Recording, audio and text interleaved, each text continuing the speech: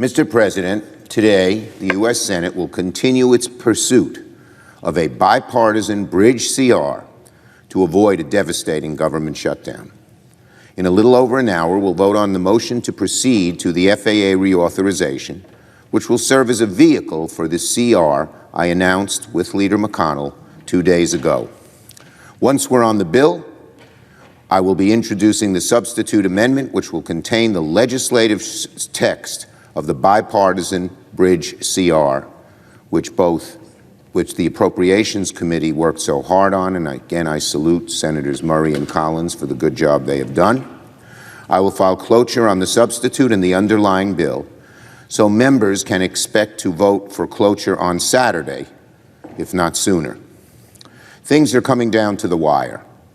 As I've said for months, Congress has only one option to avoid a shutdown: bipartisanship. It was true yesterday, it is true today, it will be true tomorrow. With bipartisanship, we can responsibly fund the government and avoid the sharp and unnecessary pain for the American people and the economy that a shutdown will bring. With bipartisanship, we can speed along this process here in the Senate. We can come to an agreement on voting on amendments and allow the Senate to work its will in a timely fashion. With bipartisanship, we can make good on the deal reached earlier this summer to avoid default. Remember, Mr. President, remember, bipartisan majorities agreed to funding levels back in June. The leaders of the House, the Senate, the White House, we all shook hands on this deal. But now the Speaker, and only the Speaker, is going back on his word. He is the only one of the five to go back on his word. What he is saying, by being the only one to go back on his word, Speaker McCarthy is saying he cares more about the whims of the hard right, the hard right, than avoiding a shutdown. We cannot have that. We need bipartisanship. If he persists in partisanship, which he's doing now, by always looking over his hard right shoulder, he will create a shutdown. Sadly, every move the Speaker has taken since the bipartisan deal in June has been to shred any prospects of bipartisanship. By focusing on the views of the radical few instead of the many, Speaker McCarthy has made a shutdown far more likely. Let me say that again. By focusing on the views of the radical few instead of the many, Speaker McCarthy has made a shutdown far more likely. Good afternoon, friends. A big day is coming up for thousands of low-income households. So it's summer over and colder weather moving in. Many Americans expect to see their monthly expenses go up. But some states have agreed to provide direct relief to residents to assist with the high cost of living.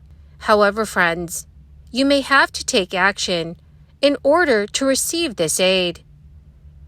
The Federal Reserve is also looking into adjusting interest rates. My friends, please make sure that you watch until the end of this video to learn more about this. Also, tomorrow, I will be announcing several winners for the Walmart gift card giveaway. If you would like to enter these weekly giveaway, friends, please click and like several of my videos and then comment below the keyword of each video that you watch. The more videos that you comment on, dearest friends, the greater your chances of winning these giveaways. Many Americans spend a large amount each month to keep a roof over their heads, food on the table, and a means of transportation. Other items commonly found in household budgets include education, childcare, healthcare, retirement savings, and entertainment. Inflation is cooling down from its 40-year high in 2022, but prices are still uncomfortably high, leaving millions of consumers with less money in their budgets for such financial matters as savings and debt repayment. In fact, 63% of financially insecure Americans say high inflation is keeping them from being financially comfortable or secure. According to a new survey, the average household earned $94,000 in 2022 before taxes. What's more is that more than 2/3 of Americans say that when it comes to saving for unplanned expenses, inflation is causing them to save less. Student loan payments will resume next month, draining billions of dollars a month from consumers who will start pulling back sharply on their spending.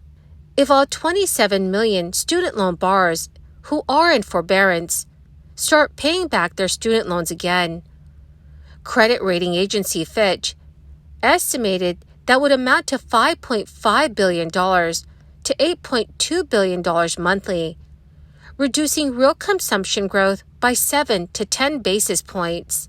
The student loans were put on pause for the past 3 years.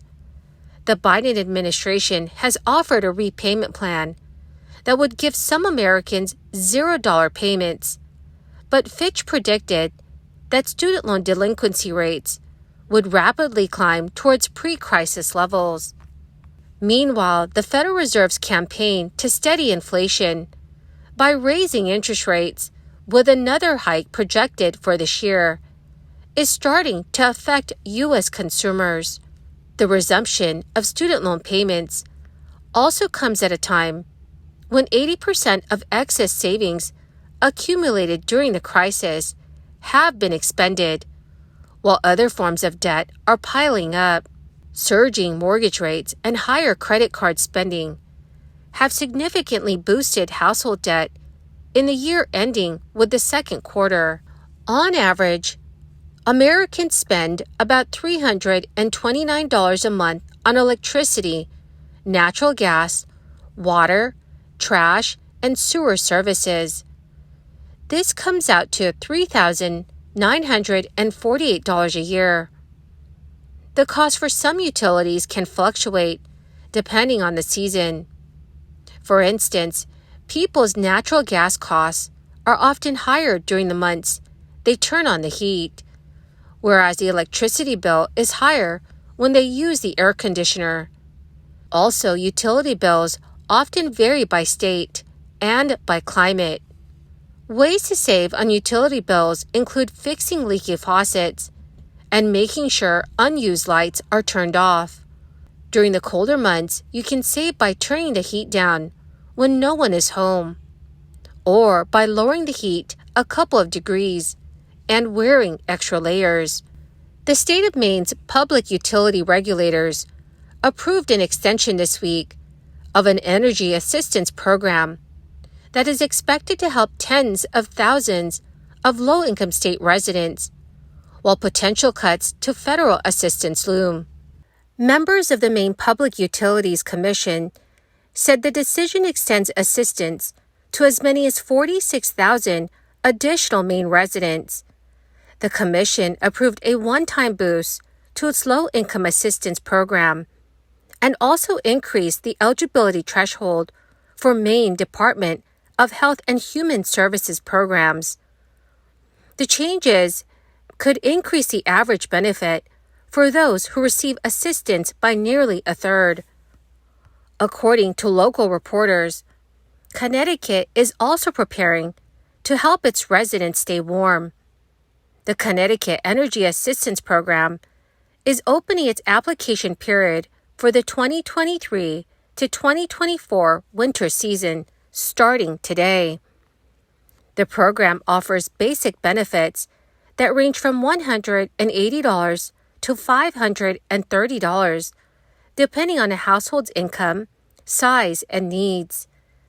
The benefits are generally paid directly to utility companies or fuel suppliers, relieving recipients of the added stress of managing bills. This program targets households with incomes up to 60% of the state's median income. Well, my beautiful and amazing friends, that is the end of my daily stimulus update video for today. My friends, thank you so much for being part of this community. To say thank you and to show my appreciation, Every Friday, I will be announcing several winners for the Walmart gift card giveaway. If you would like to enter these weekly giveaway friends, please click and like several of my videos and then comment below the keyword of each video that you watch. The more videos that you comment on, friends, the greater your chances of winning the giveaways. Thank you and have a wonderful and very blessed day.